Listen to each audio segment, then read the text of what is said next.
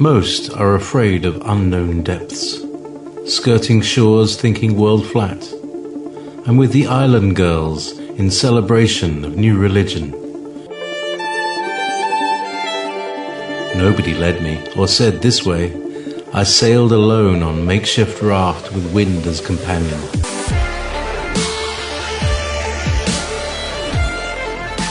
Fate for deliverance, confidence enough to assess new disposition. Seekers of lost paradise may seem fools to those who never sought the other worlds. Welcome to Momentary Zen with Zen Garcia. Visit www.fallenangels.tv. You're listening to Revolution Radio. Hello, everybody, and thank you for joining us. I'm your host, Zen Garcia. This is Momentary Zen, and I've been looking forward to this show for quite a while. My friend Dr. Joye Jeffries-Pugh will be joining us for the next 2 hours to discuss her latest 3-book series, Beguiled, from Eden to Armageddon, where she covers everything, as far as the beginning, the fall, the war in heaven, how it is we ended up being here in the flesh bodies, and the situations, circumstances for humanity, and also leading into what is the end of days and covering this generation, the fig tree generation, and those things that will be coming, especially in particular in reference to the Antichrist and its connections to the royal elites and Prince William specifically, and how this also ties in with the Shroud of Turin. And so in this show, we're going to be covering a lot of what Dr. Joye has written in the 3-book series, but also will be focused on her 3rd book, which covers a lot as far as the dual seed line, the 2 lineages, and the enmity between the seed of the woman and the seed of the serpent. Dr. Joye, are you there? Yes, and I'm so thankful to be on your show. I tell you, the last time that we were scheduled to be together, we had a really serious situation with my husband, and as you know, it was a very life-threatening situation. So I'm so pleased to have things back to a little bit of normal and an opportunity to be back on your show. So thank you so much for having me as your guest tonight. I'm looking forward to it. Myself as well. And a lot of the people in the chat room as well have been looking forward to this show. Dr. Who specifically had some questions that he wanted to ask you. And so as we go into the show, we will, address the different questions that people have in the chat room. But I wanted to give you initially, Dr. Joye, just if you would provide your information, your website where people can go to find your books, and also a general description of each one of the volumes, 1 through 3, as far as the Beguiled series. Well, as you know, I just finished this Beguiled series just earlier, a couple of months ago, and so I'm real tickled about it because it took several years to put these 3 volumes together. And of course, the series is called Beguiled, Eden to Armageddon, and it is volume 1, 2, and 3. And of course, they're available at Amazon.com and Barnes and Nobles and some other sites. But if you'd like to know what links are available, you can go to my website, which is www.drjoye, and that's DRJOYE, Joy with an E, .com, and you can click on the books links, and they'll take you to the various sites if you want to buy internationally, or if you're wanting to do downloads, ebooks, that kind of thing. It's got links there as well. Or if you want the hard copy, then of course you can order those from various links that are provided. And as well as the other books that I have available, and that is the Eden, Knowledge of Good and Evil book, and it of course is available on CD as well as ebook and audio. So there's a lot of opportunities to actually view that in a lot of different contexts, and the links are there for that book. And then my CD Before Time Stops, which is an original 12 songs that I feel that God gave me in regard to the end of days, is also available there. And there's some YouTubes and music videos that you can watch, as well as some of the YouTubes and things that you and I have done together that's available, as well as some of the research that I've done in some other areas that's available there as well. So everything is there at the website at drjoye, drjoye.com, and we'll be talking about a lot of the things that are there. So while we are discussing, if you want to go to the website, and also if you are nervous about asking a question, which I find a lot of people sometimes are, my email address is provided, and you can also email me with information or with a question, and I will get back to it as soon as I can. I try to answer all my emails, and of course sometimes then when you do a lot of radio shows, you get a lot of emails, and with my husband being sick, of course, I've been a little bit more limited as to the length of the email that I can send back because of time, and sometimes it may be delayed by weeks because I'm having to do things a little bit slower and a little bit on a different schedule than I had been on. But praise the Lord, I'm able to do this and provide what I feel is a direct link to people asking questions and getting answers. I like doing that. I like answering questions. So if people do have questions tonight, I encourage you to ask them, because we all learn when people ask questions. So don't be afraid to voice a question and seek for that answer, because that is what my research has always been about, is that when you read the work that I do, that it will inspire you to have questions and start seeking answers. And I encourage that. That's a part of what my background is in education, and the way you teach somebody is that you instill in them the desire to want to learn more. I wish I could say I have every answer to every question, but I will tell you this: I've tried to look at all the questions that have been very tough to be answered, or people have maybe desired not to answer for fear of personal ridicule. I don't take it, as a negative thing for people to question sometimes some of the things that I have done, but at the same time, I've always hoped that they would look at the research and the research that I have done, because you can't take things out of context. It's just like in the Bible. If you take things out of context or scripture out of context, then you mess up the whole understanding. And so if you don't read the whole story, you don't get the whole understanding. And sometimes I've had people hear someone say, well, Dr. Joye said so-and-so, but they haven't read my research, and so you don't understand that this is based on research. It's not some theory or something that I'm just throwing out there. My research has been about me beginning as a young child wanting to know about questions that typically were not answered, and people sidestepped and didn't give complete answers to. So my research is very broad, just like you've mentioned, Zen. It covers a lot of area with a lot of topics. And my books are very filled with a lot of things that are happening right now and things that are going to happen in the future.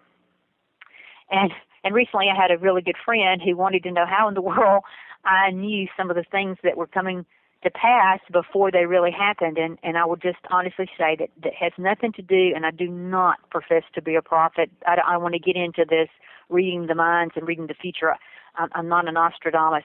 I'm just looking at trends and what the Bible says is going to happen, and I am basing that on those particular trends, so that you can pretty much well say that when you see a trend happening, that what is going to be the next step in that trend.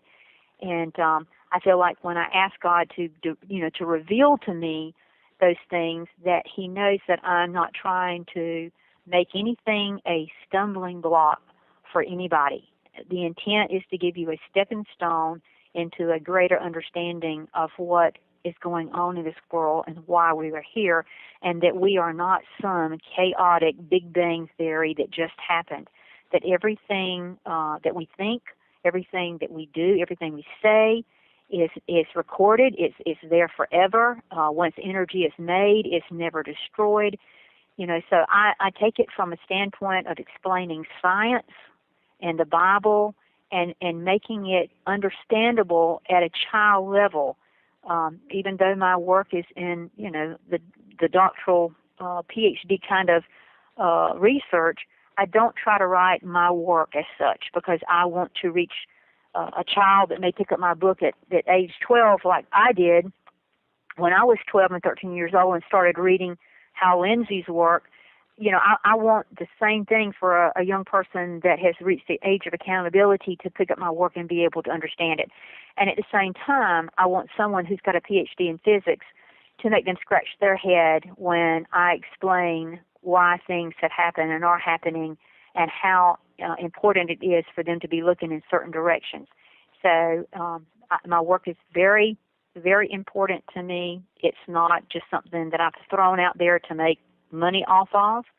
It is something that is very dear to my heart, and I appreciate the opportunity to explain how I have gotten this information, where I've got it. My books always have a bibliography.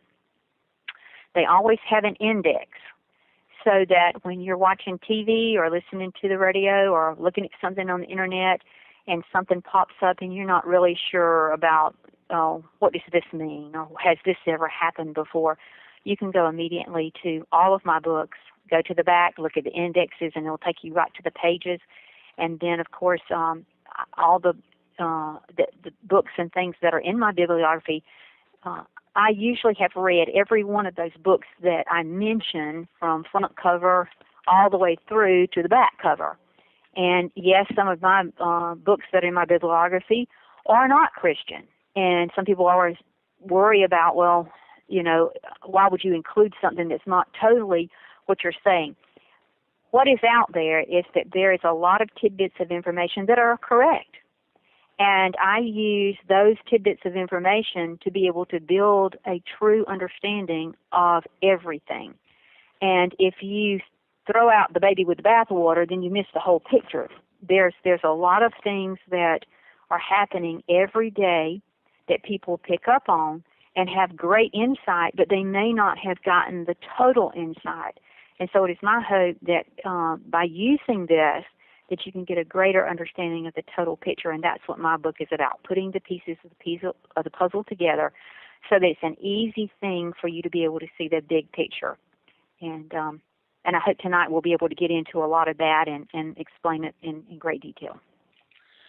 Well, I think one of the things that is unique about the work that we do is that we are helping people to understand who the enemy is, and as well that there is a war being waged against the seed of the woman and the sons of Adam, the lineage of Christ and most of the patriarchs. And that if you don't understand about the two bloodlines and the two lineages and how all of this ties into, even with the parable of the wheat and the tares and the harvest at the end of the days, the separation of the goat and the sheep, then you really don't understand the prevalence of evil, nor the New World Order connection to the sons of Belial, the sons of Cain.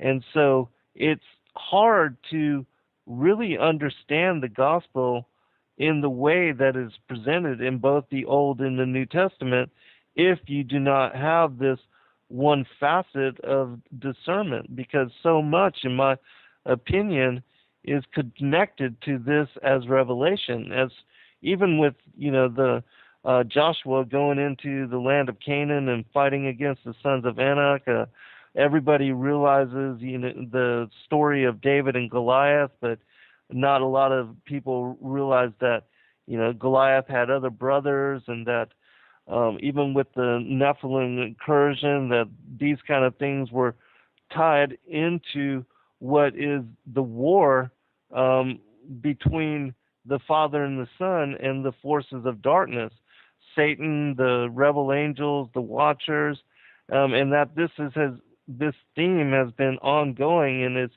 found written all through Scripture, even with Jacob and Esau and Abraham's son Ishmael and Isaac, that this theme of there being two bloodlines and two lineages is interwoven all throughout Scripture. And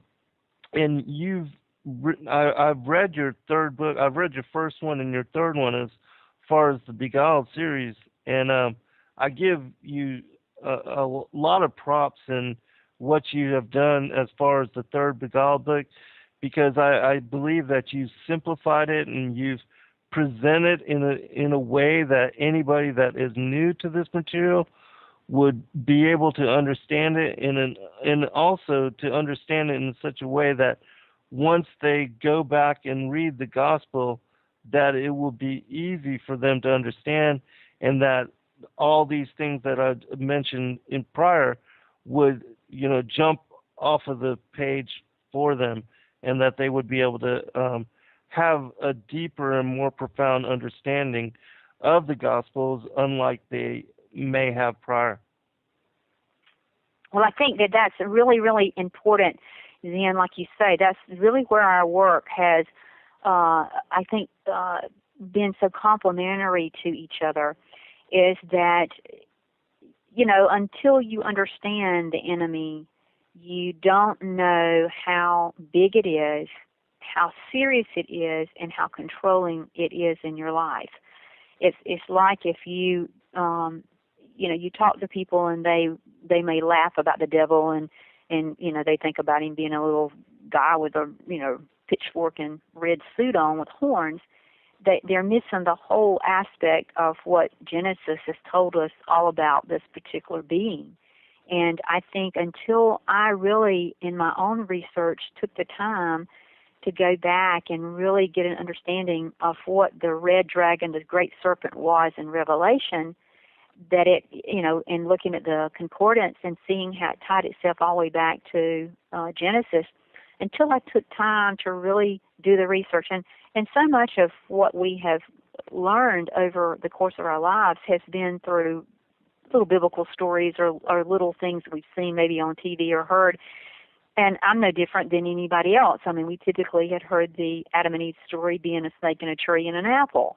And most people, if you went out on the street today, and which, everybody laughs about, because I know the other night they were doing that on some of the late night kinds of shows and asking questions, and people didn't, they didn't know who Biden was, and they didn't know who other people were that were very important right now, newsworthy-wise. You can do the same thing with biblical information, and you would be surprised that if you went and asked, are you a Christian, and you said, well, what was it that Adam and Eve ate in the Garden of Eden that got them in trouble? I would tell you that 80% of the people would say an apple. Right. But yet apple is never mentioned in Eden. And this concerns me because, like the recent movie that's just come out about Noah, a lot of Christian people as well as non-Christian people will go see that movie, and they will come away with these images implanted into their brains in regard to that being a rendition of what really is Scripture, because first of all, they will never go and read it themselves. They won't take the old King James Version down and really read what is the story of the flood, what is the story of Noah, who were these people, who were these characters. They will literally take what Hollywood has given them, no different than we took the bedtime story of Adam and Eve and the apple, and made our foundations on understanding why we got kicked out of paradise in the very beginning. And unfortunately, that's where most people fall to the wayside and don't get the greater understanding that you can really garner from what the Bible is telling us, because in fact, the Bible tells you base your foundation on shifting sand, and that house is not going to stand. I can firmly say that now that I've really researched this in the Greek and the Hebrew, and that was one thing I tried to go back and, like you mentioned, the Beguiled series, Volume 3. I really wanted to establish the foundation so that people could see that there was a lineage that started in Eden, and that the Bible has told us every detail about it. And I've not used the Hollywood movies, and I haven't used the bedtime stories. I've used the book itself, the gospel itself, the testaments itself, and gone back and look at what does it mean in Hebrew? How was this written out in the very beginning? What were the words that were really used? And I mean, I have gone down to the point of looking at what was the Hebrew letter, because the Hebrew letters are made using sound. And we know that in the beginning was the Word, that's sound. So sound created many things that we see, because the Bible tells us that what we see is made from things that cannot be seen. And I think, and I've mentioned this many times on radio shows, that the development of the MRI and the magnetic pounding of magnets, how it produces a perfect image of a person's body in almost 3D, can explain just let's just say a tiny grain of sand of the capability of God. But yet it can give you scientifically a little bit of proof. And, we're all kind of doubting Thomases, and we'd like to be kind of like Timothy and stick our hands, on Christ and be able to say, oh, yes, this is the Christ, he was crucified. But for those people who need that little bit of science to give them a little bit of understanding, I think the MRI can do that through sound. So it's so important that once you understand that this is why the Bible at the very end of Revelation tells you not to change not one letter, because the letters in the sequence that they are producing a certain amount of information. And I know when I did my book, Eden, the Knowledge of Good and Evil, the equidistant letter sequencing was amazing to me, that after the fact you could find people's names and their dates and their births their birth dates as well as their date of death, and then other things that had happened. Well, you can't really use it as a fortune-telling piece of information or book, because we're told not to do that. But yet it is living proof that everything that's occurring is already written in some form or fashion, and that we have certain choices and certain parameters that we are allowed to use the free will that God has given us, so that we're not robots, and that we can have a choice at whether we want to serve him or not, that we've kind of been given a little bit of a free rein within what I would say a computer software system, and he being the brain of the whole thing.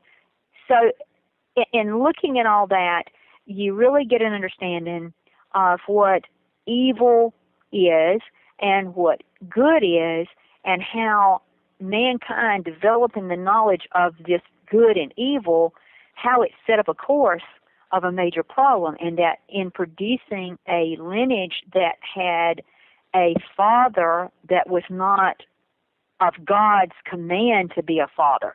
Because when God created the angels, they were already in a spiritual type setting, already a spiritual being. They were not supposed to be human. They were not supposed to interact sexually with humans. Not to say they couldn't do it, but the Bible specifically in the very beginning tells you that when God created anything, they were to have and mate and produce seed after their kind. So anything that's not God brought together or God made produces an inappropriate harmonic response. It has a different sound. And you think, well, does everybody have sound? We all are humming. We, each one of us, because we are unique, have a hum to us. We are electric. We are electromagnetic, and we have a fingerprint that literally can be zoomed in on from a satellite, because we literally are sending out our own hum. The entire universe, and I compare this in my book, in the volume 2, that everything is singing, and that God himself is the conductor. And so, I play music, and so if I'm playing my guitar and let's say my bottom string is out of tune, I immediately pick up on it, because I'm like, that doesn't sound like my song. Something's out of whack here. So that is how God knows when something's been done different and been done behind his back. It's like when he came upon Adam and Eve, he didn't not know that they had done something wrong. He already knew Right. they had done something wrong. He knew the harmonic vibration of something being done wrong. So the intent of asking them, why are you doing this? Did you eat? He wanted to see the response, because the response that we make to our Creator is how he is going to judge us. If you think you can tell him a story, your body, and you again scientifically can prove that your body responds to certain things with just a polygraph test. You can use that to determine whether somebody's telling the truth or not, because electromagnetically you're giving off a frequency that somebody that knows how to read those will pick up and say, oh, you're lying, you're lying. So imagine God being a polygraph test, and you're sitting there going, oh, yeah, I'm a great person, God, thank you for this. And, he knows. The problem also is that Satan was created as a being who also had harmonic capability. And that's where we get evil music and the down-tuning of things, and how Earth has been kind of retuned, and why everything that's not of God actually has a different harmonic response. So, if we tell a story, the devil on the nose is we told a story, okay? Because he can hear that too, but at the same time, God knows it as well.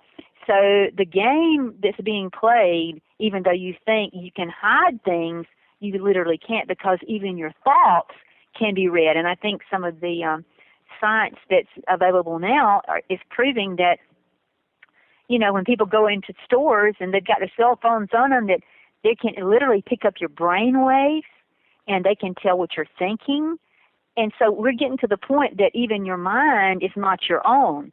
It's being marketed to in ways of subliminal communications and wavelengths and things of that nature, to the point that even some of the latest research that I've been doing in regard to scientists having the capability now to use light and lasers to control animal brains. In other words, they can inflict, I think one of the most upsetting things that I've recently got my hands on back in March was that a laser beam was being used to actually alter a fly's behavior, and it would make it have sex with anything.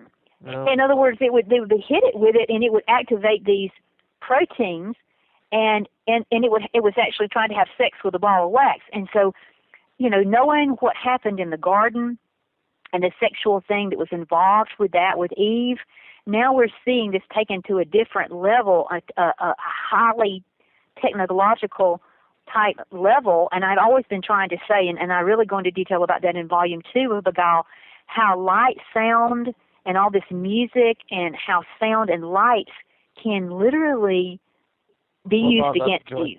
Hold that thought. We'll be right back.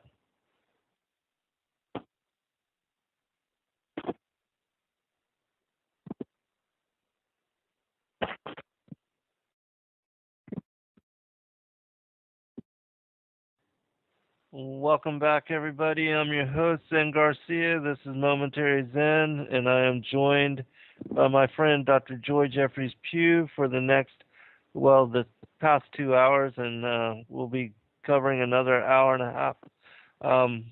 Nancy had asked if we were a 3-hour show, but we're on from 8 to 10 p.m. Eastern every Wednesday, and I just want to thank all of you for joining us, and I appreciate your dialogue and the questions and the commentary.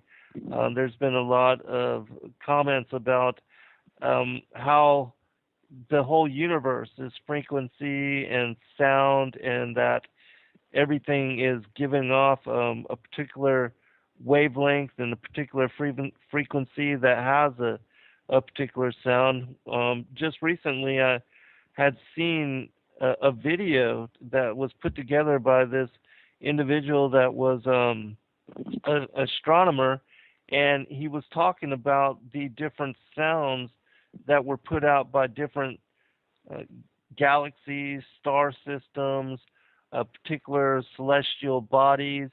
And one of the interesting things that he did was that he took these different sounds from these different celestial bodies, and he overlaid them into what was just one of the most hypnotic and cosmic sounding songs. And then he overlaid it with the voice of some whales, and it was really just mind-blowing and just deeply profound in the way that it was music, the music of the universe, and just, you know, these different sound vibrations that are coming out from these different star systems, and some sounded like different instruments, like wind instruments, and others were like percussion, and it was just really amazing. And if I can find the video, I'll link it into the chat room. But another thing, there's a book called the Sefer Yetzirah, which is the book of creation, and this particular text speaks about how it was that the Father and the Son basically sang the universe into being, which universe means one verse, or like one word or one sound, and how they utilized the 22 letters of the Hebrew alphabet in order to bring the entirety of the creation into manifestation. And another thing that is interesting about the Hebrew alphabet and the way that the letters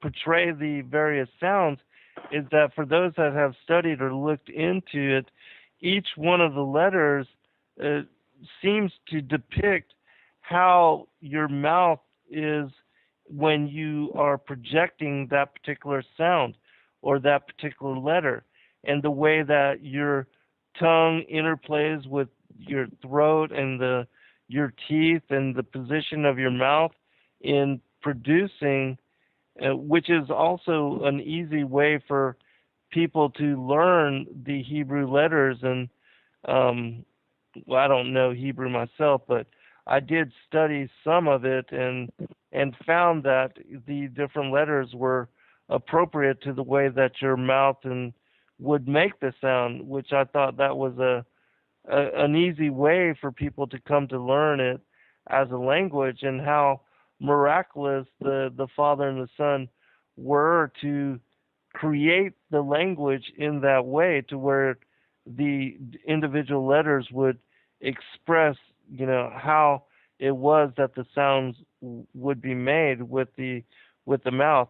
Dr. Joye, do you know anything about that? Do you have a comment on that? Well, yes, everything that you're saying is very correct, and I think that was the more that you can understand the way that this all came about, then when you see these things being done scientifically, again, it is another piece of the puzzle that you can get a small glimpse of what we see when you use those letters and they will form into sand using the sound.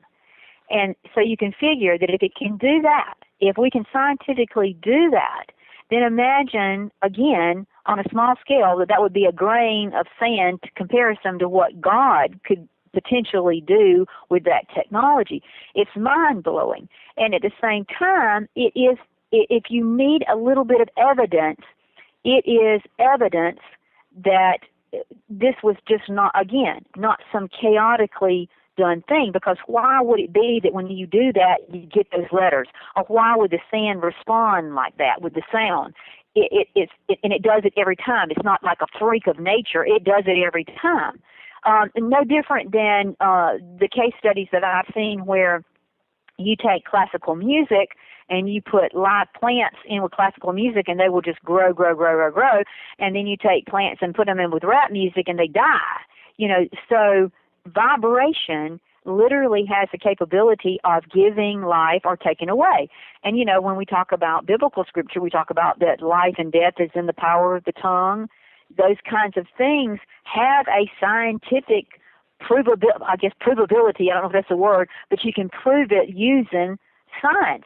And the more that you look around you at what the scriptures are telling us, and then we see it live and in a scientific way, it's absolutely amazing. You can't just disregard that these things don't happen. They do happen, and they're very, very, very real. Yeah, another thing, I forget what movie it was, but a person was showing how even water, that if you use a particular frequency or particular sound, that even the water would show, it would display and reflect that as a vibration, and that it would hold it somewhat as a medium, and that you could, interject harmony into the water. Do you know kind of what I'm talking about? Yes, and it's very interesting how you think about water and how the wave, if you drop a pebble, and how you get certain waves, and think about how the ocean is at a certain frequency of waves. The universe is the same way. I mean, we have, magnetic energy that comes off the sun. It comes in a wave. You have cosmic, rays that come in a wave. You have all that is out in the universe that's all connected. It's either spinning or spiraling, but it's got a certain timing. In other words, it's in a certain wave or a certain dance, I guess you could say, as well. It's all like it's singing. It's all like it's humming. It's all making its own noise and its own sound. So it's not something that could be chaotically done. You could not literally do that. And I think about how we look at, let's say, King David, and he used a harp. And, in the Bible it says when he would play his harp, he could heal King Saul. So sound also has a way to, like I mentioned earlier, with plants, a certain sound can make them thrive, where a certain sound can literally kill them. And I think that what Satan has done is to take, music and tweak it so that it hurts us. And people say, oh, well, it doesn't hurt you to listen to this. Well, scientifically, I can prove it does hurt you to listen to it. And the more you engage in it, the more it is damaging you. And it's doing it through these harmonic waves. I mentioned, again, in Volume 2 of my book about the binaural beats, which are a beat that you hear if you put a beat in one ear and you put a different beat in the other ear. Inside your head, you will form what is called a phantom beat. And that phantom beat can literally send your body into different kinds of ecstasy, or you can have, you can pass out, you can do all kinds of these little things just using sound. In other words, you don't have to take a drug. You can just mimic the impression that the drug would give to the brain using sound. And let's say if you impression the brain and saw what particular parts of the brain were lit up, let's say during marijuana or during cocaine or whatever, the body can use sound in the brain, and you will get the same thing that goes on whether it's not the brain or not. And that's scary, because that kind of thing can literally control you, and you not know that you're going to be controlled. Dr. Joye, do you know about Royal Rife's work as well, and how he was able to? What was that? Whose work did you say? I'm sorry, Dr. Joye. I didn't know if you could hear me or not, but I was talking about Dr. Royal Rife and his work. And how he was able to utilize certain frequencies to disrupt even bacteria, viruses, and even cancer. And he was able to, back in the 1930s, to isolate and to find out which frequencies were to be utilized to disrupt certain diseases. And he was able to cure a lot of things, even cancer. And his work and his information was suppressed, and that he was also, his reputation destroyed. He was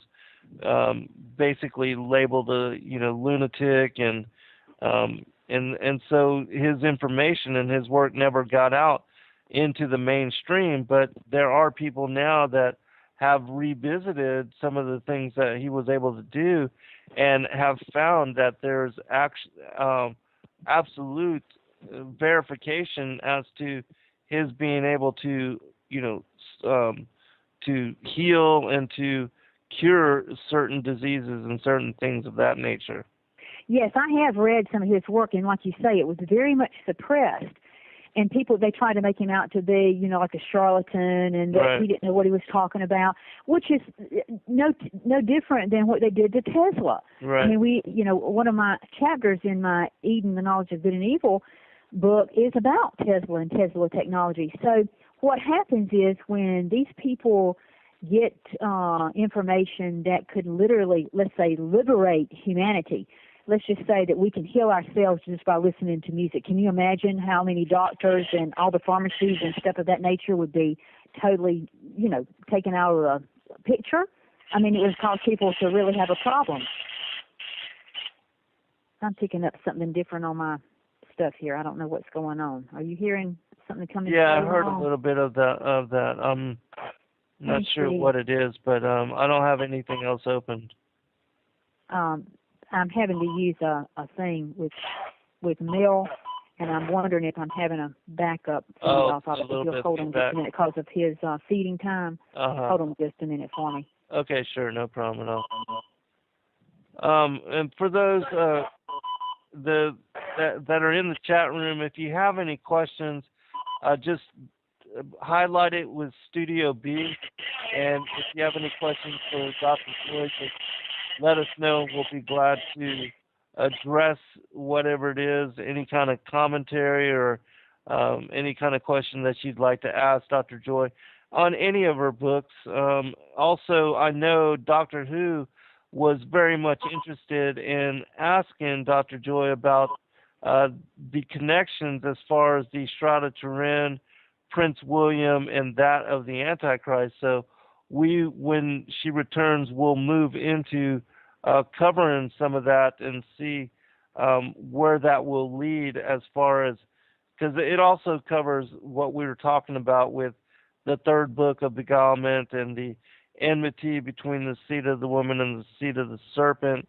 It's a continuation of really what happened in Eden, but moving closer towards the Armageddon timeline and the end of days. So, Dr. Joye, you let us know when you're back. Okay, I'm back on a walking phone. So if I pick up something, I'll have to just kind of move away from it until I can get through with what I've got to do here with the feeding pump. Yeah, no problem at all. But if you need to take a break at any time, you just let me know. Okay. Well, right now I've got just a few minutes, and then I may have to hold off a minute and then get back away from all this. Sure. But what you were mentioning earlier about the about the Shroud of Turin and all that, I would really like to go into detail, in detail about that. But before we leave this, about the importance of sound and light, I think it's really important to see that technology is getting to the point that when you think you may be playing, let's say, a video game, and, we hear on the TV so many times about these people who just show up in a mall and start killing and shooting people, but yet they've been playing all these video games at home and on the computer. And I know in my Volume 2 series, I tried to show that what you would call a Manchurian candidate can literally be set up by, imaging on the brain certain sounds and certain light and certain symbols that come up in your mind that can be triggered by things. And I do believe that the reason we're seeing a lot of these, what we call just, random shootings and not having somebody mad at a particular person, like a long time ago, people, if they got mad at one person, they went and killed that person, but they didn't go out and kill 10 people that they had no connection to or didn't know. Well, in these video games, you're disconnected. And so you're shooting at people in these video games that you don't know, that you're disconnected from. So if you're wanting to hypnotize the brain or bring the brain in control, you can use those fun kinds of things that you let your guard down. You think you're having a good time, you're playing, and it's no big deal. And I think one of the first things that I noticed was the Guitar Hero kind of thing where, everybody was running out and it was fun for the family and you had like a little play guitar. But the problem was on the screen while you were watching it, you were seeing a fret running at a certain level in front of you in which your eyes were doing a certain movement. And then you were at the same time being doused with certain beats. And if you go back and you look at the symbols that were going along with the beats and the sound and the moving of the frets, you could see the symbols of goat heads and skulls and bones. There was nothing that was what you would call Christian or something good to be playing on your mind. And so then you wonder, well, why are kids killing each other and why are families breaking up and why is the world just, kind of falling apart? And you might not even realize that games that seem fun and shouldn't be really bothering you literally could be transitioning the entire world. And the more they can sell that through those types of video games, and the more they can use music and videos and that are horrifying, they're putting those images on your brain. And putting images on your brain is like I mentioned earlier. When, for example, when people went to see, let's say, Mel Gibson's Passion of the Christ, I read some research where people who had done that, when they were asked about what they thought Jesus was like,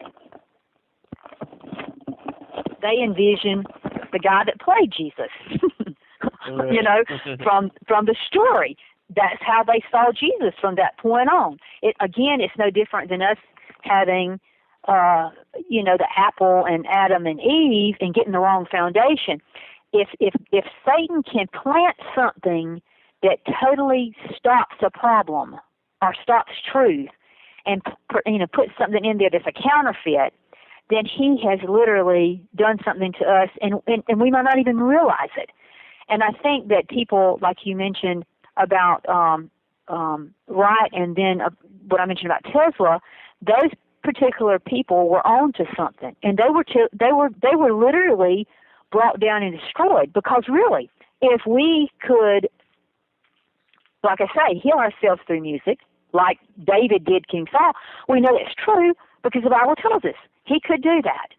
And then if we could have Tesla technology in which we would have no cost to run our houses, no cost for gasoline, we can have a car that ran nothing but off of Tesla energy, our houses.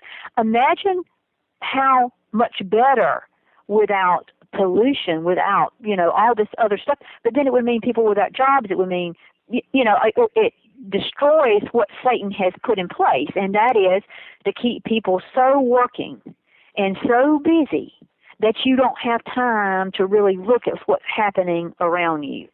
And if we had all these things that could make us better and free and whatever, they don't want that. Satan does not want that. He's not here to help us.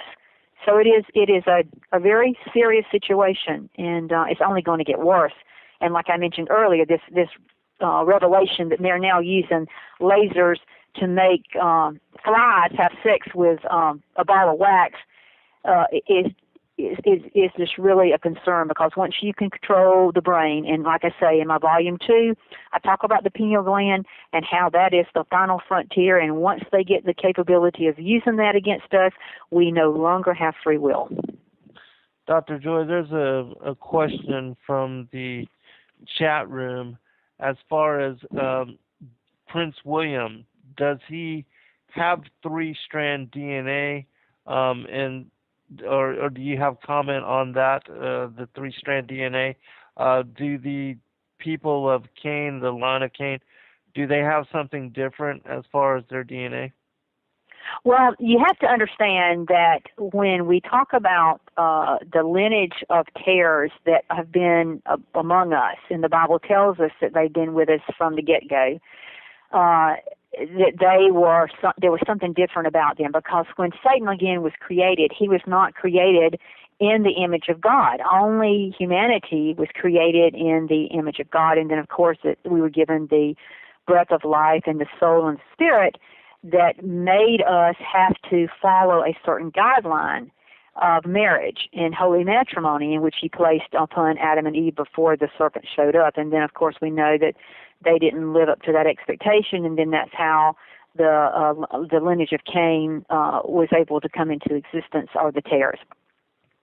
And the thing about that is that once you have, again, something within the world that was not of the Creator's design, then it's going to affect what is good, and it's kind of like having one bad apple can spoil the whole bunch. In other words, that kind of can start happening, and that was why, God told his chosen people, and that meaning the pure humans of Adam and Eve's lineage, to literally destroy those tares. I mean, he wanted every woman, man, child, and the beast that they had with them destroyed, because they were mixing. They were making into something in this world that was not supposed to have existed. But unfortunately, we know from the biblical scriptures that they began to live among those kinds of beings, and they did not destroy them and get rid of them.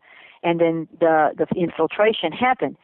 Now, that particular lineage of what I call royal serpents, is a purebred lineage that does not include... So hold on for just a minute. We got another break. Okay. We'll pick it up on the other side. We'll be right back, all.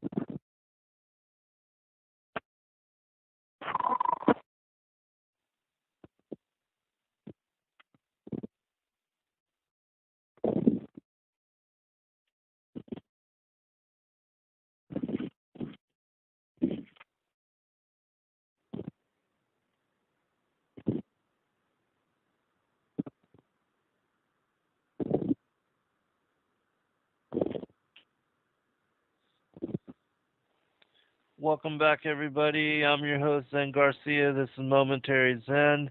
I do want to remind the listening audience that Revolution Radio is the largest listener-supported, commercial-free radio broadcast and network available on the planet and on the web.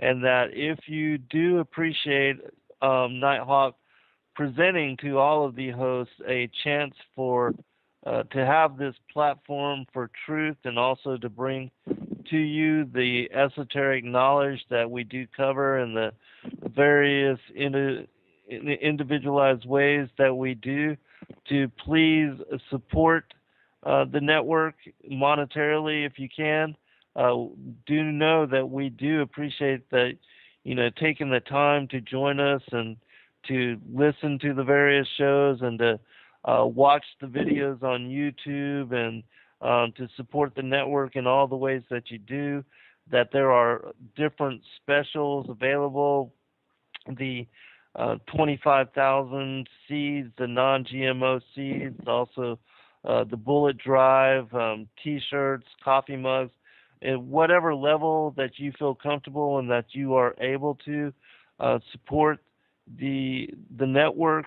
There are bills that need to be paid, and Nighthawk will definitely appreciate any kind of help that you can provide, and it is what gives us the ability and the capacity and the possibility for all of us to do what we do. And so we appreciate his efforts, and we appreciate all that he's done to bring this network into being. It hasn't even been that very long, but to have come this far is really a great accomplishment, and we are trying to make it to the next level and to go satellite 24/7 and to reach millions of people across the planet, and to be able to provide all of these different topics of discussions. And so thank you for all that you do and making all that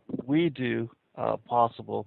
But Dr. Joye, I'd like to get you to, if you would, in this segment to please cover the Prince William, the Shroud of Turin, the Antichrist connections, and also, if you would, can you comment on the Rh negative factor, and if it has any connections to the royals and the elites?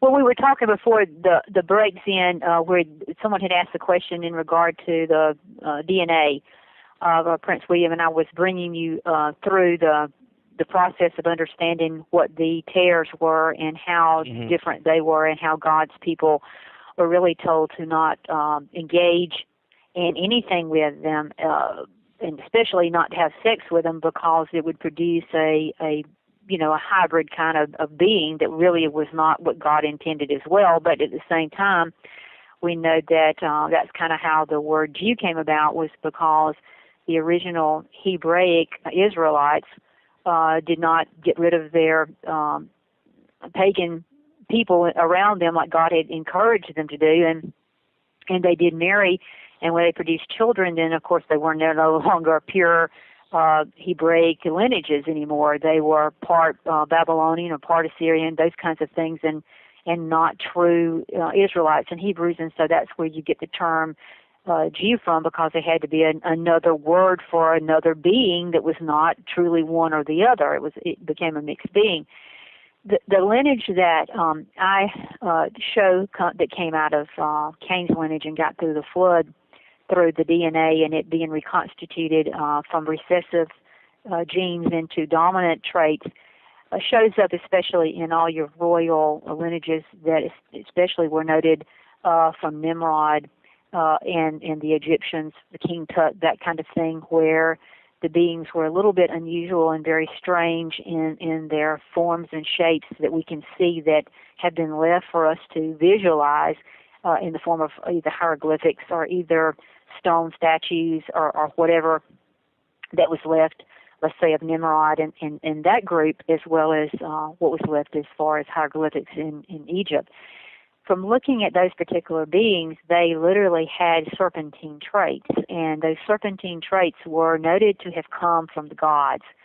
All the Ubaid cultures and stuff that we can go back into, the Sumerian culture, which said that these sages came from heaven to earth, and that we know were in fact fallen angels, that they're encompassing and getting into the human factor probably had a lot to do with what we have been told was Greek and Roman mythology.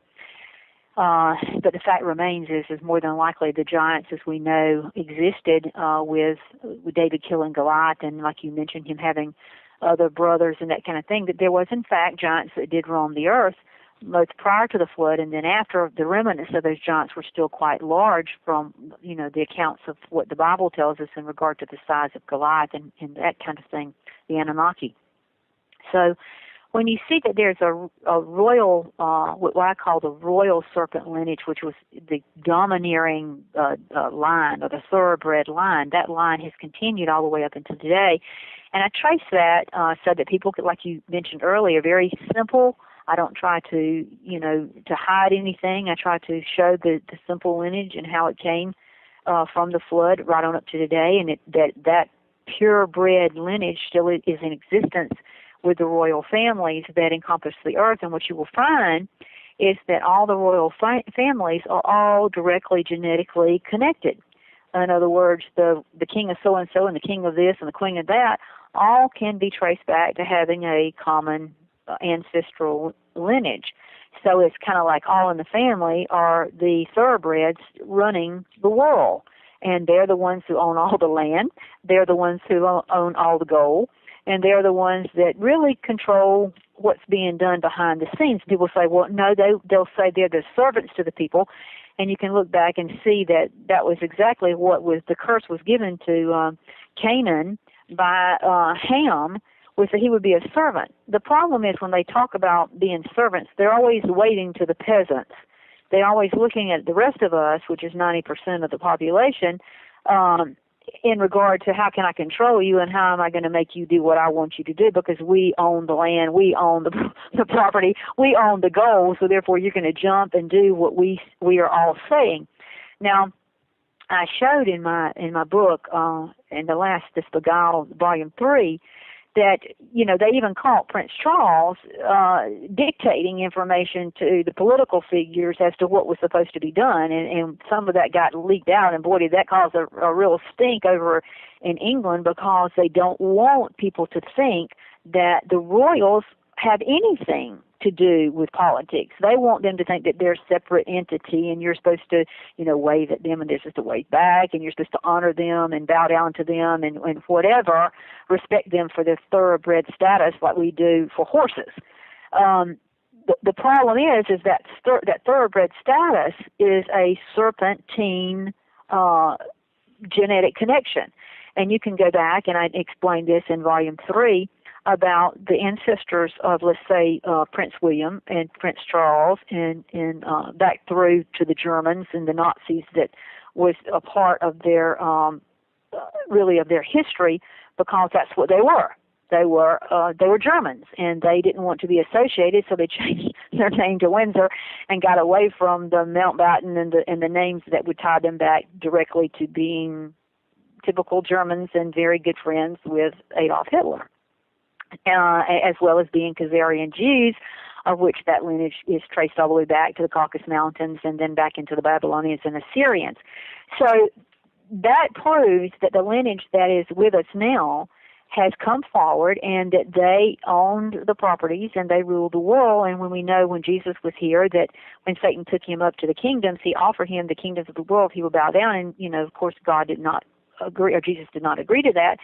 And we learned that when Jesus went before Pilate, he said, my kingdom is not of this world. So the kingdoms that run the world are owned by Satan, or he would not have had the power to take the Son of God up and offer him those things. So when we look at that 10% of royal serpent lineage that rules the world, they have a commonality. And, of course, we term it as blue blood, and we have people who want to say that may have some connection to the Rh negative factor. I haven't been able to literally come out and see research or find any research that makes me believe that any of those people have R negative. Some of them have R negative blood, but they all don't have R negative blood. The trait that is within them is that they are thoroughbred, dominant, and not recessive in traits that literally have allowed them to maintain and rule for generation after generation after generation.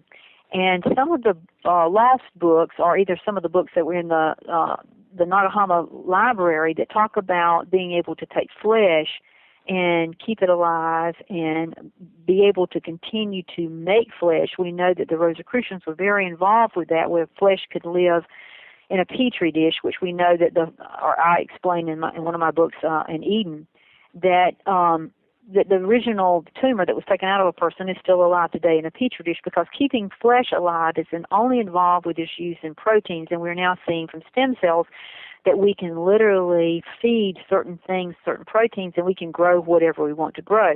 Those were the things that alchemy was involved with, and that is a part of the science that Satan brought through history through these royal lineages, and how they maintain their dominant genes over the recessive traits that they didn't want to lose, and how they maintain their status in royal thoroughbredness. That being said, they wanted to show lineages, and of course Queen Victoria always had in her castle a lineage chart showing that she was a direct descendant of King David. The problem is that she showed that, and even through Queen Elizabeth, who still has that chart, that connection is, of course, through King Solomon. We know that King Solomon's lineage is who began to mess with the flesh, what they call strange flesh in the Bible, of the women from Tyre. And, of course, when we talk about strange flesh, we're talking about that flesh that has been made ungodly. In other words, it's a mixture between two things that were not after their kind. And when Solomon started participating in that, then, of course, we know that the Ark of the Covenant was gone, and that I've always said, God left the temple. And, of course, Solomon's kingdom fell.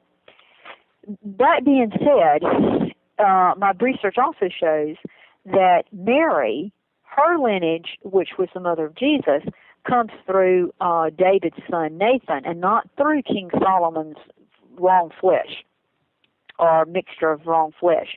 So she is actually a purebred, and was a purebred Israelite, for which Christ had to be born of that purebred. And of course, the Bible does show us in Luke that Joseph, who was God's or Jesus's stepfather, does stem from the same lineage that Queen Victoria and now Queen Elizabeth, give rights to the fact that they have this connection of royalty to King David, and therefore really royalty rights to own and sit on his throne in Jerusalem there.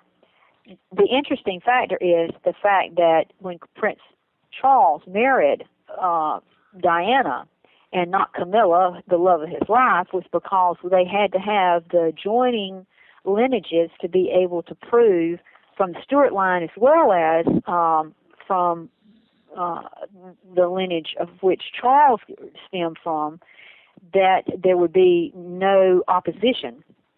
When time came to establish who could literally rule and reign over Jerusalem under the context of king of the world, or Messiah, or whatever, and being able to do that, if you didn't have those lineages like that, then you could not meet the specifications of what the Bible tells us will be that the person to reign and rule, the only person that had the true right to reign and rule, would be Jesus Christ himself, because he in fact was a prophet, a priest, and type of a king from King David's lineage. Well, to be able to do that, the royals have tried to bring about a lineage that will give them that same, capability or right to say they have the right to rule. And that is one of the reasons why the British Empire, which is in the same lands as what the original Roman Empire was, which people don't really realize, and how their control over those lands till to this day still gives them the right to certain parts of Israel. And the fact that Israel was established because of this British connection, and that British connection is what allowed the certain Khazarian Jews to be able to get out of Germany and establish that state, while the poor, true, pure Hebrews were all massacred and killed.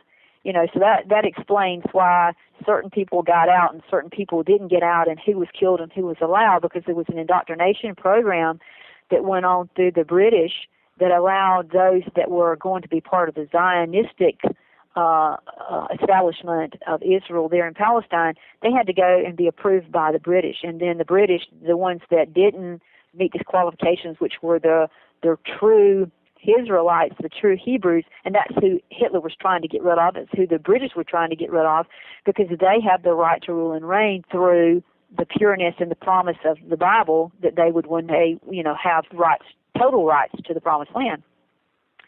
So when you say third strand DNA, and I hear that said a lot, and we're seeing a lot of how mixtures are going on right now, in which people can have two mothers and one father and that kind of thing, and then it brings in 3 DNA. That is a possibility of mixing, which is a very bad thing. Mixing is one of those things throughout the Bible that God totally does not go along with. His thing is you always make something after their kind. You don't mix anything. The red birds go with the red birds, black birds go with black birds, the purple birds go with the purple birds.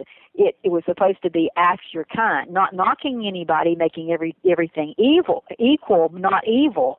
And what's happened when you start mixing, then we know that's how Cain's lineage came about, was because of the mixing aspect of it.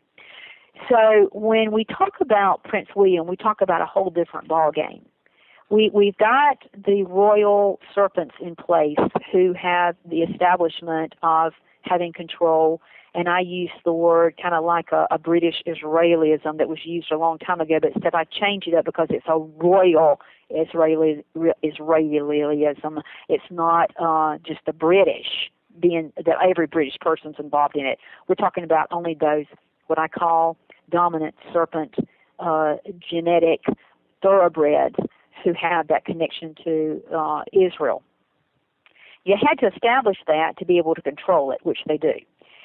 And they do that through banking, through the Rothschilds, and I go in great detail about that in my volume 3, because it's it's not something that we could do even in a 10-hour radio show. This is very intact information that controls everything, including the United States, and how our money and our taxes and our IRS, everything is connected to all this. But it's controlled totally by these royal serpents. Well, what we know about that is that there is also a part of a being called a false prophet that will be a part of establishing, according to biblical prophecy, the origination of what is called an image of the beast. In particular, it says in Revelation 13:13, that this false prophet is going to be able to make fire come down from heaven on earth in the sight of men, and that he will create an image of the beast and then cause the image literally to speak and live in the sight of men, and that comes from Revelation 13:15. What I have shown in my work as far as the false prophet is concerned is that we are dealing with the Vatican. And my research began a long, long time ago before I ever heard anybody else talk about this, and that was the prophecy of the popes that was established, a long time ago. St. Malach's prophecies was already establishing different popes and them meeting certain qualifications and then fulfilling certain things that were going to happen in the future. And every pope has fulfilled to the T what he prophesied. And the last pope was supposed to be Peter the Roman. And I discuss this in great detail, too, in Volume 3, because St. Francis is fulfilling that role to the ultimate T. The situation is this, is that we know that the false prophet has to be in place to be able to give rise to this image, to give the ability of this image to do what it needs to do in the sight of man. When I did my book, Eden, The Knowledge of Good and Evil, I showed that in many cases, John Paul, that was so beloved and which has now been canonized by St. Francis, he said that during his reign, he was going to make sure the fission process was completed. When we talk about the word fission, we're talking about the word cloning. fission was a word that was used a long time ago before the word clone was ever used scientifically, because clone was considered a nonfiction or not a nonfiction, but a fiction type science fiction term. But fission in itself was something we have always known could happen, because amoebas, when they fission or separate themselves and they become two different distinct beings, but yet are the same, the fissioning process happens, and it's an asexual fissioning process. Well, John Paul had said that he was going to be the Pope of the fissioning, and he, in fact, was the person, or the Pope, who received the Shroud of Turin. It was given to him because King Umberto actually passed away, and his family had owned the shroud, even though it had been housed at the cathedral there in Italy with Turin. And of course, I had shown him in both of my works, Eden, the Knowledge of Good and Evil, and as well as this Beguiled series, Volume 1, because I go in a lot of detail in Volume 1 of the Beguiled series about the shroud. Hitler and his group had always wanted to be able to form twins and to make, something of a Aryan race, something that would be where you could manipulate and change and make something out of something else. And twins was that particular thing that Hitler was most interested in genetically controlling and being able to produce something that was not of what would be godlike. It would be man-made and man-controlled. And so when we think about in the book of Revelation, when John the Revelator wrote the word, Hold on, we're at another break. We'll pick it up on the other side for final. Okay. Segment. Be right back, everyone. Welcome back, everybody, for final segment. I just want to remind the listening audience that both Dr. Joye and I are contracted through Tape Publishing, and that they are the ones that bring forth our books. If anybody's interested in the books that I've published or the works that I've done, you can contact me through zengarcia.com, and also Dr. Joye's site is drjoye.com, drjoye.com. Dr. Joye, can you real quick just make mention of all the different books? Because you've also, I don't think you made mention of the Antichrist, the cloned image of Christ, which is the first part of the studies that you concluded and finished within the third book of Beguiled in that series. So if you would just comment on all the different things that you have brought out and where they can go to get them, and then please continue on with your explanation, because I know that this particular topic takes a lot to set up as far as foundation and to conclude where you're going with it. Right, you can find all my books just at my website, like you said, at drjoye.com. All the links are there.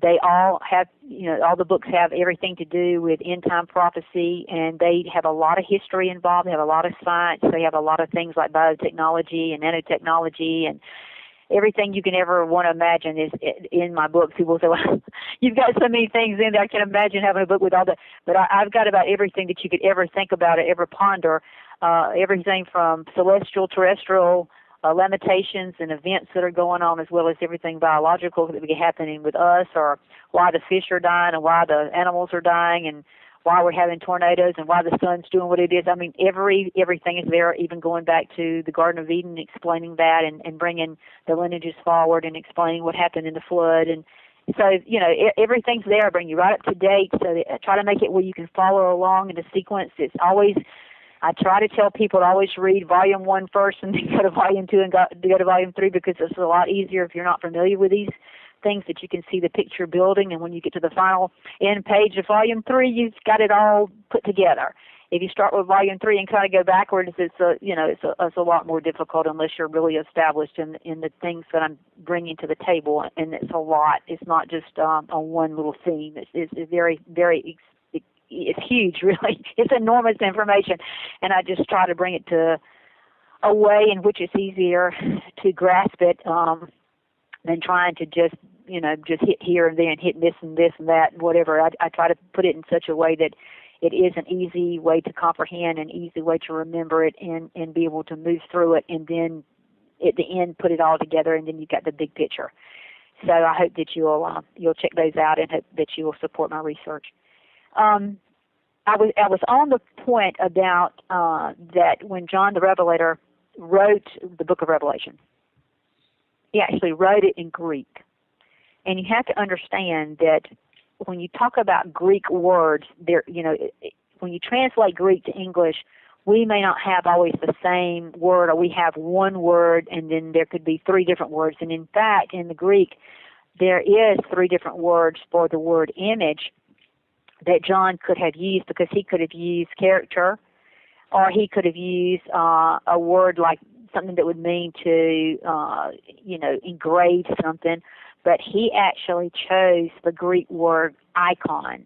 And the fact that he chose that word icon means that when we translate that into English, that is a type of statue in the likeness of someone or something that was very, very, very important. And when we go back and look at what was, I guess, the number one greatest icon that ever came out in the very beginning of, as far as worship or religion in Christianity, of course, was of Mary and Jesus.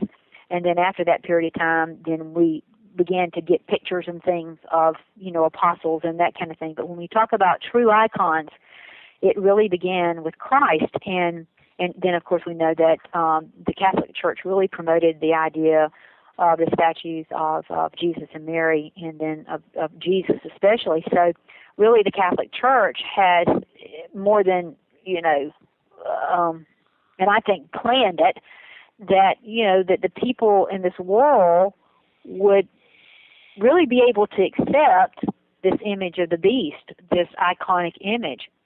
And it's important, again, to understand that when John Paul made the comments about this visioning, it would occur during his reign, and that was his main purpose.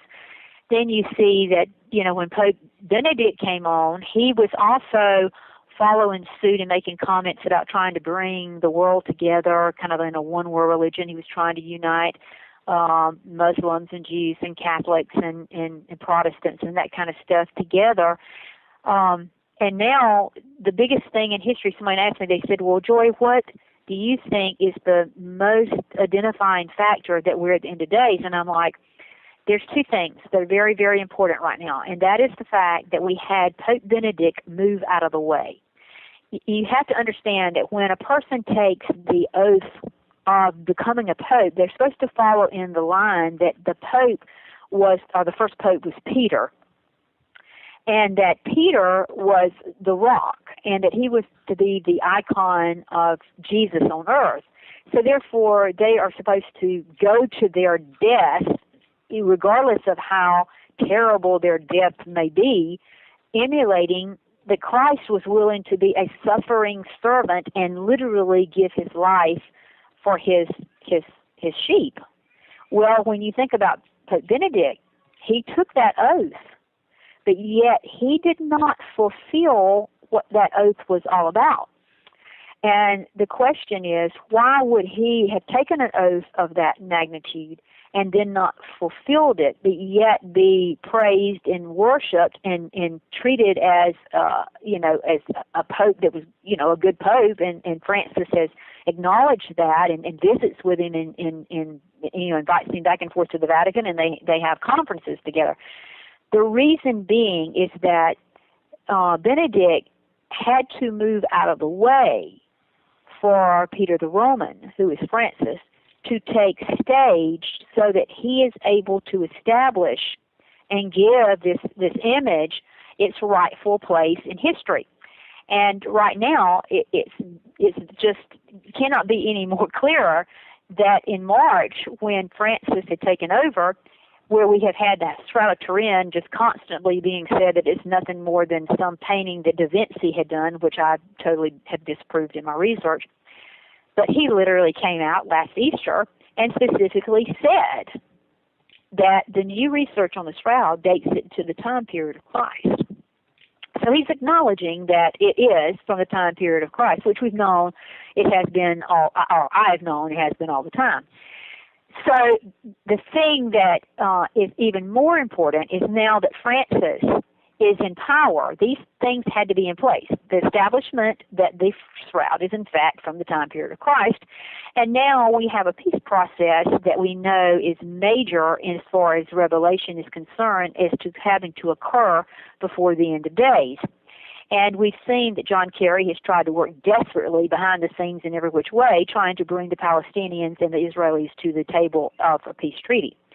Now we see who else but Francis come in the last couple of days, bring with him an entourage that included Jewish rabbi and a Muslim, and literally try to meet and bring together under the context of peace by using what his words were, the commonality, and bringing love and peace by using Jesus. And he's made these comments. The biggest thing is that he went to King David's tomb, which we know above that is where they believe that the Last Supper took place. And there's all kinds of rumors of people talking behind the scenes that information has gotten and leaked out, that even Netanyahu had actually mentioned about giving the Vatican the rights to these holy sites. And, of course, my research has been saying that for a number of years now, that the false prophet has to have the controllability of the religious sites in Jerusalem so that he has the ability to put in place this image of the beast. Okay, so who could be walking around in the image of the beast? Who could be the icon that John the Revelator was telling us was going to come to pass? And who was it that Jesus, in his last and final sermons on the Mount, said to be prepared for, to be watching out for in Thessalonians, that there would come more of a man that would stand in the temple of God, actually saying that he was God, and that Jesus warned us that there would be Jesus here and Jesus there, and that we need to be aware of this false Jesus. So the only way you can literally say that this being could stand in the temple of God, when we talk about Scripture, and Scripture always explains itself, the temple of God was the flesh of God. When Jesus was going to die, he told the Pharisees, I'm going to raise this temple up in 3 days. And they laughed at him because they said, oh my gracious, the temple took, years and years to build it. And you're going to tell us that you're going to raise that temple up in 3 days? Well, the Bible tells you he wasn't talking about the structural stones of the temple. He was talking about his flesh. And so when Jesus resurrected, and we have proof of that because of the Shroud of Turin, he went through it, and I explained how that happened and how that burst occurred and how that probably has something to do with the resurrection and how light is involved in that and how in pure light time stands still. I'm going to go through all this scientifically. The thing is when the Spirit is inflicted into our body, even in Adam, God breathed the breath of life into his nostrils. When the breath of life leaves the flesh and returns back to the Creator who gave it, it doesn't come back and go through reincarnation. At the same time, we literally now, when we clone something, we use a cell. And every cell of every living thing is a holographic image of the original. So if we take a cell off of any of our bodies, we take an egg, we clean out a woman's egg, we clean out all the DNA in that egg, we take our cell and we inject it in there, and then we electrify it, it'll start duplicating itself. It'll start fissioning and duplicating. When you put it back inside of a woman, or if you grow it in an incubator, whatever, when it's grown, it will be a living, breathing flesh of you. But it will not have a spirit, because only God can give that spirit. you and I can't with our experiments and whatever. We can make flesh live again. We can fix another ear for us. We can fix another tongue for us. We can put in new tracheas. We can do all kinds of stuff that will match our body, just like you were going to an automobile shop and putting a new tire on. We can manufacture the body over and over and over, but we cannot manufacture that energy that's made when a sperm and an egg cell produce a spirit. You can't do it. There's no way you Joye, can do it. I just wanted to remind you that we have 10 minutes remaining in the show, so just wanted you to be able to get your point out, and also at the end, if you would just give out your information one more time. But we've got 10 minutes, just so you know. Okay. Well, what I'm trying to get at is that the flesh of the Antichrist will be, when you talk about Antichrist, it's the opposite of Christ, but it's in his image. And when you look at the Strata Turin, and we have taken on my website and shown you how Prince William's bodily look matches that to the T. Even when he stands in normal pictures, he will hold his hands in the same framework as that is seen on the Strata Turin. I mean, exactly the same. You can look at anybody else, and they'll put their hands in their pockets, and they'll put one pocket, like Charles will put one up in his coat top pocket and one hanging down. They don't stand the way he stands. And every time he stands, he is standing just like he is that Strata Turin. So the third DNA would have nothing, strand DNA would have nothing to do with this. He would be a clone without a spirit, which is the only way Satan can enter and control that being. Not that he could not function, because we know the male and females that were created in the first part of Genesis in the image of humanity and in the image of God did not have the breath of life. They did not have that spirit, and they functioned, just like an animal functions. It was no different than that. So they are able to function without a problem. The issue with a clone, they can function, but they don't have that breath of life within them. If they did, then Satan could not possess something that literally could turn against it. So, in other words, if we become possessed by Satan, then if an exorcist comes along and we want to be delivered, we could be delivered from that. In the instance of a clone, then it's a hollow shell in which a demonic spirit can ride around in. When we look at what it says in the book of Revelation, it says at the end of days that when the false prophet, the dragon, and the beast, that what comes out of them is a spirit that looks like a frog. So that means that something's living inside of those particular beings. Even though they look human, act human, are doing human things, they're going to have a difference than what you and I are.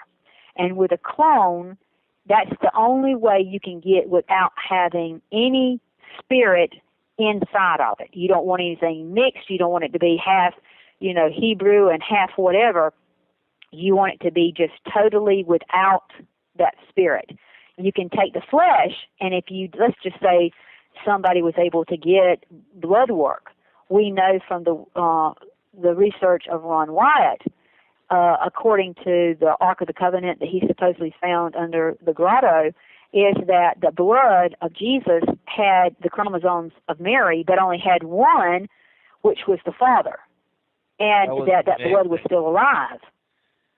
That was amazing when I first watched that, and the explanation that Ron Wyatt gave of all that. I just burst into tears, because for me... That's right. A man that was dying and that was going to die a terrible death of cancer would have never, ever stood before humanity knowing he was fixing to meet his maker and then telling people a story about that. And people have tried to put him down, and I'm like, no, when you get on your deathbed, you know you're fixing, you're gonna see what really happened. And I'm like you, Zen. I cried when I first saw that man talk about that, and I had been following his research long before he ever came out with any of this, and had found him to be pretty spot on to truth as far as what he was, finding archaeological wise. Right. So, the fact that we would have, let's say, the flesh of Jesus, the temple of Jesus, walking among us, he would be different than anything else that's ever walked among us. He would not be, as far as we say, a serpent lineage. He is not connected like that. He is being, in other words, he has been made to live and breathe in the side of men, to be used by Satan's, people, to allow these evil things to live within flesh and bring about an image that will be worshipped as prophet, priest, and king. So we would have, literally, if we clone Jesus, we have an image of a prophet, priest, and king who has the total genetic connection to King David and the right to rule Jerusalem. And we have a final pope, Pope Francis, who is trying to unite to get control of those sites so he can put the person in place that is that image. And we know that John Paul said his deal was to be the Pope of the Fissioning, which he was, because when that happened, when William was conceived and cloned, and then Diana gave birth, he was the Pope that did that. So we got all this stuff lined up. And we have, Princess Diana, who specifically said, over and over, documented in my books, that she was an incubator, that Charles never loved her, that there was all this black magic and stuff going on, that the Windsor family were lizards. She literally was telling the things that were truth. But the problem is, Christians don't know enough about this, and poor Diana was screaming it to people, and they were just looking at her like, oh, you just be a mad person because you're getting a divorce. She literally was giving you every bit of information to know what was going on. You have to stop and think. A mother would never try to kill her child, but yet Diana threw herself downstairs and tried to kill her and the baby, William, before he was ever born. And he was born if Charles did not, if Charles, too, right? I beg your pardon? His birth was also on a ritual day. Oh, on a ritual day. Everything was set up to the T. And, when people talk, they die. It's just like when William's child and his wife was when Kate was in there to, trying to be pregnant and whatever was going on with all of that I explain in my book in great detail as well. You remember the nurse. That she let out the information, and all of a sudden they found she had hung herself. But yet when the reporters went to look at them leaving the hospital, who's standing next to Kate Middleton, but a nurse who has a really a belt on with the front of it that is a Masonic symbol. So when you talk about these, why can't we know more about them, and why don't we know about their blood work? They have their own people looking after them. They make you think, we went down to the local hospital to have the baby. But they don't tell you the people who are looking after them while they're there are part of the group that looks after them. And anybody that messes up, you're dead. It's just over with. Right. I explain how Diana died in my book. I explain how all that happened, how the technology was there, how it was remotely used, and the Boston breaks thing. I mean, I go into great detail, and I wish we had more time, Zen, but I know we're giving out of time. Yeah, we've got. But literally, what I want to say is that there's nobody else on this planet that can fulfill the role of that prophet, priest, and king, both in the image of Christ, in his flesh, or in his lineage that's been put together by the serpents. Well, everybody, we'll have Dr. Joye join us again as soon as possible. Thank you for joining us and for tuning in. We appreciate all of you. God bless and good night. Prince William specifically, and how this also ties in with the Shroud of Turin. And so in this show, we're going to be covering a lot of what Dr. Joye has written in the 3-book series, but also we'll be focused on her 3rd book, which covers a lot as far as the dual seed line, the 2 lineages, and the enmity between the seed of the woman and the seed of the serpent. Dr. Joye, are you there?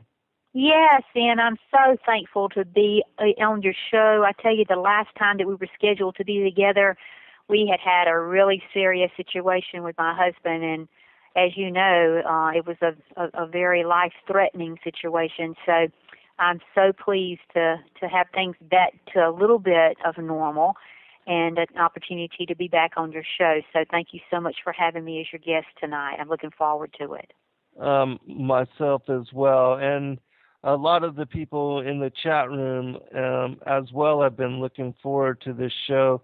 Doctor Who specifically had some questions that he wanted to ask you, and so as we go into the show, we will, address the different questions that people have in the chat room. But I wanted to give you initially, Dr. Joye, just if you would provide your information, your website where people can go to find your books, and also a general description of each one of the volumes, 1 through 3, as far as the Beguiled series. Well, as you know, I just finished this Beguiled series just earlier, a couple of months ago, and so I'm real tickled about it because it took several years to put these 3 volumes together. And of course, if context or scripture out of context, then you mess up the whole understanding. And so if you don't read the whole story, you don't get the whole understanding. And sometimes I've had people hear someone say, "Well, Dr. Joye said so and so," but they haven't read my research, and so you don't understand that this is based on research. It's not some theory or something that I'm just throwing out there. My research has been about me beginning as a young child wanting to know about questions that typically were not answered, and people sidestepped and didn't give complete answers to. So my research is very broad, just like you've mentioned, Zen. It covers a lot of area with a lot of topics. And my books are very filled with a lot of things that are happening right now and things that are going to happen in the future. And recently I had a really good friend who wanted to know how in the world I knew some of the things that were coming to pass before they really happened. And I will just honestly say that has nothing to do, and I do not profess to be a prophet. I want to get into this reading the minds and reading the future. I'm not an Nostradamus. I'm just looking at trends and what the Bible says is going to happen, and I am basing that on those particular trends so that you can pretty much well say that when you see a trend happening, that what is going to be the next step in that trend. And I feel like when I ask God to reveal to me those things, that He knows that I'm not trying to make anything a stumbling block for anybody. The intent is to give you a stepping stone into a greater understanding of what is going on in this world and why we are here, and that we are not some chaotic Big Bang theory that just happened, that everything emails, and of course sometimes then when you do a lot of radio shows, you get a lot of emails, and with my husband being sick, of course, I've been a little bit more limited as to the length of the email that I can send back because of time, and sometimes it may be delayed by weeks because I'm having to do things a little bit slower and a little bit on a different schedule than I had been on. But praise the Lord, I'm able to do this and provide what I feel is a direct link to people asking questions and getting answers. I like doing that. I like answering questions. So if people do have questions tonight, I encourage you to ask them, because we all learn when people ask questions. So don't be afraid to voice a question and and seek for that answer, because that is what my research has always been about, is that when you read the work that I do, that it will inspire you to have questions and start seeking answers. And I encourage that. That's a part of what my background is in education. And the way you teach somebody is that you instill in them the desire to want to learn more. I wish I could say I have every answer to every question, but I will tell you this. I've tried to look at all the questions that have been very tough to be answered, or people have maybe desired not to answer for fear of personal ridicule. I don't take it, as a negative thing for people to question sometimes some of the things that I have done. But at the same time, I've always hoped that they would look at the research and the research that I have done, because you can't take things out of context. It's just like in the Bible. If you take things out of Most are afraid of unknown depths, skirting shores thinking world flat, and with the island girls in celebration of new religion. Nobody led me or said this way. I sailed alone on makeshift raft with wind as companion.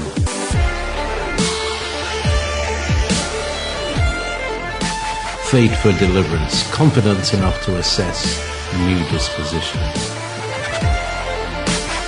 Seekers of lost paradise may seem fools to those who never sought the other worlds. Welcome to Momentary Zen with Zen Garcia. Visit www.fallenangels.tv. You're listening to Revolution Radio. Hello, everybody, and thank you for joining us. I'm your host, Zen Garcia. This is Momentary Zen, and I've been looking forward to this show for quite a while. My friend Dr. Joye Jeffries-Pugh will be joining us for the next 2 hours to discuss her latest 3-book series, Beguiled, from Eden to Armageddon, where she covers everything, as far as the beginning, the fall, the war in heaven, how it is we ended up being here in the flesh bodies, and the situations, circumstances for humanity, and also leading into what is the end of days, and covering this generation, the fig tree generation, and those things that will be coming, especially in particular in reference to the Antichrist and its connections to the royal elites. The series is called Beguiled, Eden to Armageddon, and it is volume 1, 2, and 3, and of course they're available at Amazon.com and Barnes & Nobles and some other sites. But if you'd like to know what links are available, you can go to my website, which is www.drjoye, and that's DRJOYE, Joy with an E, .com, and you can click on the books links, and they'll take you to the various sites if you want to buy internationally, or if you're wanting to do downloads, ebooks, that kind of thing. It's got links there as well. Or if you want the hard copy, then of course you can order those from various links that are provided. And as well as the other books that I have available, and that is the Eden, Knowledge of Good and Evil book, and it of course is available on CD as well as ebook and audio.